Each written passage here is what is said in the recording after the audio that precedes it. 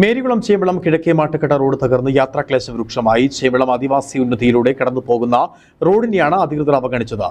താണൂലിക്കട മുതൽ ചേമ്പളം ഉന്നതി വരെ കാൽനട യാത്ര പോലും ദുഷ്കരമായ രീതിയിലാണ് തകർന്നു കിടക്കുന്നത്.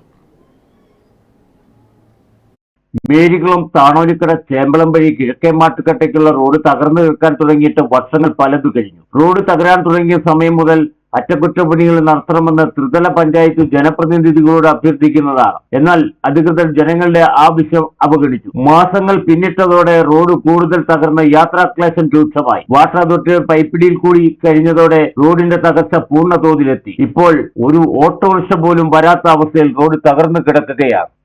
ചേമ്പളം റോഡ് ദൂനിയാവശ്യത്തിലാണ് കിടക്കുന്നത്. ഞങ്ങൾക്ക് നടന്നു പോലും പോലെ ഒരു ഓട്ടോ പോലും വിളിച്ചാൽ വരികയില്ല.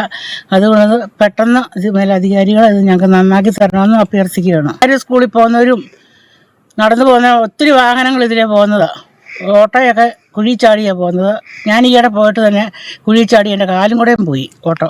ഈ റോഡിലൂടെ ദിവസേന 5 സ്കൂൾ ബസും ഒരു സ്വകാര്യ ബസും ഓടുന്നുണ്ട്. റോഡിന്റെ ദുരവസ്ഥ കാരണം സ്വകാര്യ ബസ് സർവീസ് അവസാനിപ്പിക്കുമെന്ന് മുന്നറിയിപ്പ് നൽകി കഴിഞ്ഞു. സ്കൂൾ ബസ്സുകൾ നിവൃത്തിയില്ലാത്തതിനാൽ ഇതുവഴി ഇപ്പോഴും ഓടുകയാണ്. റോഡുകൾ പരിച്ഛേദം പോയിരിക്കുക. ഒരു കാൽനട പോലും പോകാൻ ബുദ്ധിമുട്ടായിട്ടുള്ള അവസ്ഥയാണ് ഇപ്പോൾ. സാധാരണ ഞങ്ങൾക്ക് ഓട്ടോയിലാണ് ഭൂരിപക്ഷവും ആൾക്കാർ സാധനങ്ങളൊക്കെ വാങ്ങി മേരികുളത്തുനിന്നും മാട്ടുകടയിൽ ഇവിടെ എത്തിക്കൊണ്ടിരിക്കുന്നത്. ഇപ്പോൾ ഒരു ഓട്ടോ പോലും കയറി വരാൻ പറ്റില്ലാത്തൊരവസ്ഥയിലാണ് വഴി മുഴുവൻ പോയി കിടക്കുക. ഈ ചേമ്പളം പടുക വരെയുള്ള വഴി.